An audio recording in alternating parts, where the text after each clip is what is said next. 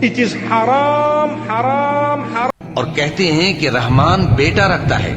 ایسا کہنے والوں، یہ تو تم بری بات زبان پر لاتے ہو.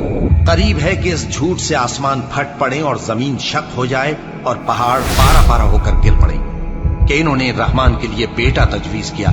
اور رحمان کو شایع نہیں کہ کسی کو بیٹا بنائے. ہر شخص جو آسمانوں اور زمین میں ہے رحمان کے روبرو بطور بندہ ہی آئے گا. اس نے ان سب کو اپنے علم سے گھیر رکھا اور ایک ایک کو شمار کر رکھا ہے. اور یہ سب قیامت کے دن اس کے سامنے اکیلے اکیلے حاضر ہوں گے. اور جو لوگ ایمان لائے اور عمل نیک کیے، رحمان ان کی محبت مخلوقات کے دل میں پیدا کر دے گا. اے پیغمبر صلی اللہ علیہ وآلہ وسلم، ہم نے یہ قرآن تمہاری زبان میں آسان بنا کر نازل کیا ہے تاکہ تم اس سے پرہیزگاروں کو خوشخبری پہنچا دو اور جھگڑالوؤں کو ڈر سنا دو.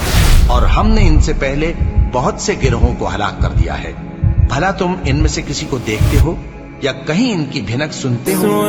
لم تظفري لا تجزعي وإلى موائد جود مولاك ارجعي يا نفس إن لم تظفري لا تجزعي